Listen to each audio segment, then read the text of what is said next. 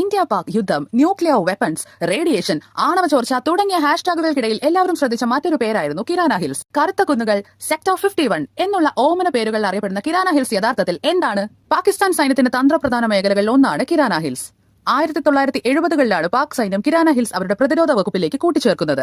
പാക് വ്യോമസേനയുടെ റഡാർ അടക്കം സുപ്രധാന സൈനിക ടെസ്റ്റിംഗ് സംവിധാനങ്ങളാണ് കിരാന ഹിൽസിലുള്ളതെന്നാണ് പാകിസ്ഥാൻ ലോകത്തിനോട് ഇത്ര കാലവും പറഞ്ഞിരുന്ന ഔദ്യോഗിക വിവരം.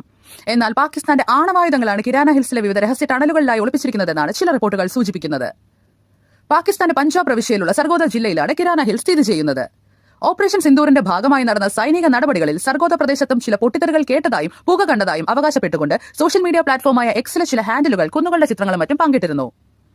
എന്നാൽ തിങ്കളാഴ്ച, അതായത് മെയ് 12-ന് ഇന്ത്യയുടെ വ്യോമ operations director general air marshal AK Bharti operation സിന്ദൂറിനെ കുറിച്ചുള്ള ഒരു ബ്രീഫിംഗിൽ കിരാന ഹിൽസിൽ വ്യോമസേനാക്രമണം നടത്തിയിട്ടില്ലെന്നാണ് പറഞ്ഞത്. ഒപ്പം കിരാന കുന്നുകളിൽ ചില ആണവ സംവിധാനങ്ങൾ ഉണ്ടെന്ന് ഞങ്ങളോട് പറഞ്ഞതിന് നന്ദി, ഞങ്ങൾക്ക് അതിനെക്കുറിച്ച് അറിയില്ലായിരുന്നു എന്നാണ് അദ്ദേഹം മാധ്യമങ്ങളോട് വ്യക്തമാക്കിയത്.